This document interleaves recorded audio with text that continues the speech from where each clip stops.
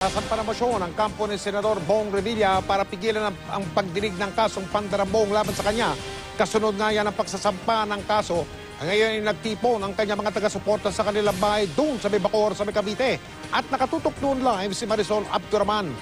Marisol, kamusta dyan? Mike, hinarap nga ng may bahay ni Senador Bong Revilla na si Congresswoman Lani Mercado ang kanilang mga taga-suporta na nagpe-prayer vigil dito.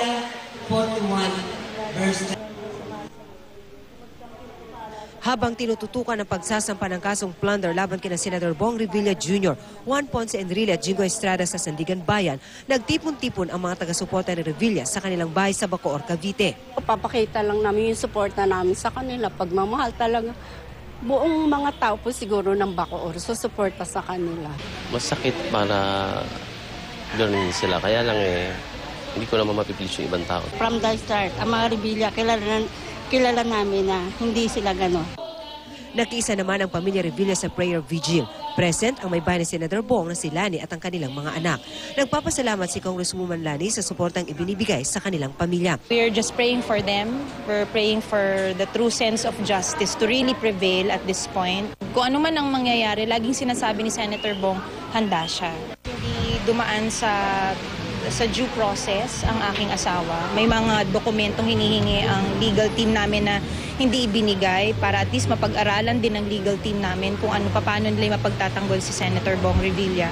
Ayon naman kay Atty. Joel Butigon, abogado ni Revilla, handa raw harapin ng senador ang kaso. Pero dapat ay digin muna ng korte ang kanilang motion for judicial determination of probable cause na balak nilang isampa sa susunod na linggo. Nagbabalak din daw silang magsampa ng petition for certiorari at prohibition sa Korte Suprema na naglalayong pigilan ang pagdinig ng Senado. Bukod kay Revilla, Mike, kasama rin ang pinagdarasal dito ngayon sa prayer vigil sina Senador Juan Ponce Enrile at si Senator Jingo Estrada. Gayon din ang Sandigan Bayan na siyang didinig dito sa kaso. Sana raw ay maliwanagan ang mga hurado na siyang hawak sa kaso. Alam mo, Mike, nagpapatuloy pa rin itong prayer vigil na inaasahang tatagal hanggang mamayang alas 10 ng gabi. At sa Lunes, Mike, abangan daw ang pagbibigay ng privilege speech ni Senador Bong Revilla. Mike? Maraming salamat, Marisol Abduraman.